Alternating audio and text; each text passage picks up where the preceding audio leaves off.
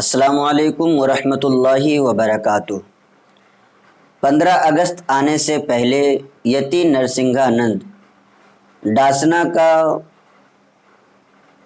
जो पुजारी है और अपने आप को सबसे बड़ा हिंदू कहता है, उसने तो अब हद कर दी कि हिंदुओं का भी अपमान करने लगा और हिंदुओं के साथ साथ जो हमारे देश का झंडा है जिसे हम तिरंगा कहते हैं, इस तिरंगा के बारे में भी गलत सलत बातें कही।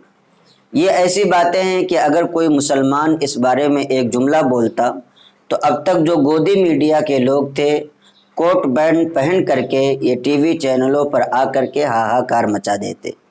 लेकिन ये गुस्ताखी रसूल जिस तरीके से हमारे आका के बारे में गुस्ताखी करता आ रहा था और इसके ऊपर कोई कार्रवाई नहीं हुई, उसी तरीके से अब ये हिंदुओं को भी पता नहीं क्या क्या कह रहा है और साथ ही ये कह रहा है कि अय हिंदुओं, तुम्हें बेवकूफ़ बनाया जा रहा है, तुम अपने घरों पर तिरंगा नहीं बल्कि भगवा झंडा लहराओ।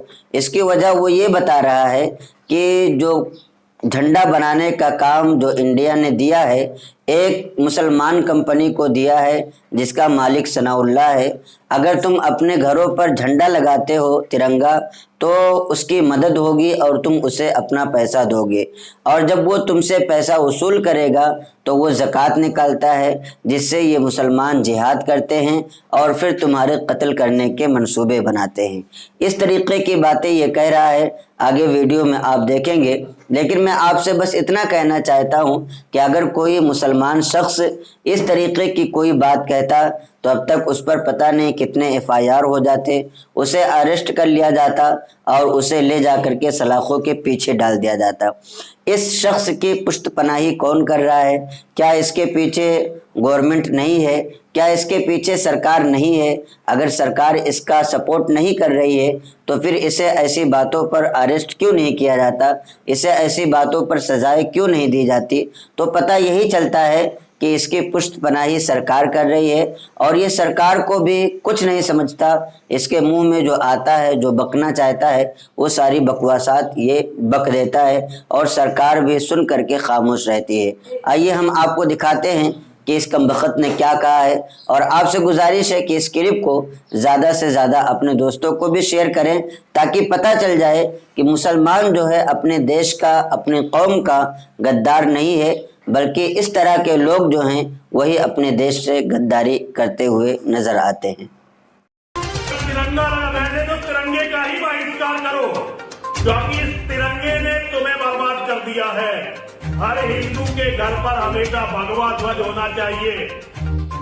एक निवेदन हिंदुओं से करना चाहता हूँ, एक बहुत बड़ा अभियान इस देश में चल रहा है तिरंगे के नाम पर और वो भारत की सत्तारूढ़ पार्टी चलवा रही है और इस तिरंगे का जो सबसे बड़ा ऑर्डर दिया गया है वो एक बंगाल की कंपनी है जिसका मालिक है सलाउद्दीन नाम का एक मुसलमान, उसको ये ऑर्डर दिया गया। 1 मिनट जाना गवार दुनिया के सबसे बड़े पाखंडी अगर कोई है तो वो हिंदू है।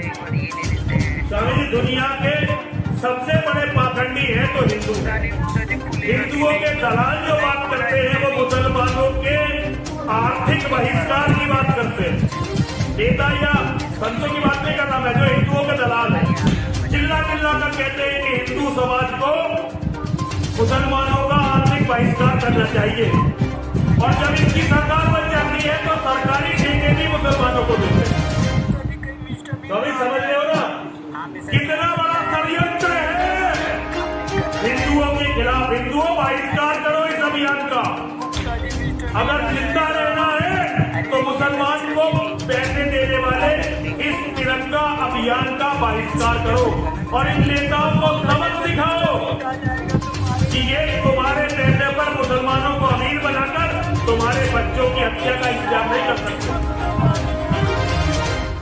सभी लोगों से मेरा अनुरोध है, किसी भी मुसलमान के पास जब हिंदू का पैसा जाता है तो वो जिहाद के लिए ज़कात देता है और वही ज़कात तुम्हारे और तुम्हारे बच्चों के कत्ल के काम आती है। इन धोखेबाजों की बातों में मत फंसना। तिरंगा रहने दो, तिरंगे का ही बहिष्कार करो क्योंकि इस तिरंगे ने तुम्हें बर्बाद कर दिया है। हर हिंदू के घर पर हमेशा भगवा ध्वज होना चाहिए। जी हाँ दोस्तों, आपने सुना, इनकी पूरी गुफ्तगू सुनी, ये किस तरह से हिंदुस्तान में आफत करना चाहते हैं, बवाल कराना चाहते हैं। इनका कहना है कि मुसलमानों से देश के झंडे नहीं खरीदना है, बल्कि अगर आपको झंडे का शौक है तो तिरंगा नहीं बल्कि भगवा झंडा अपने घरों पर लगाओ, लहराओ, लेकिन तिरंगा झंडा नहीं खरीदना है और ना ही लगाना है। ये क्या करना चाहते हैं भाई? अरे भाई, मजहब नहीं सिखाता आपस में बैर रखना, हिंदी हैं हम, वतन है हिंदोस्तां हमारा, सारे जहां से अच्छा हिंदोस्तां हमारा, हम बुलबुलें हैं इसकी ये गुलिस्तां हमारा।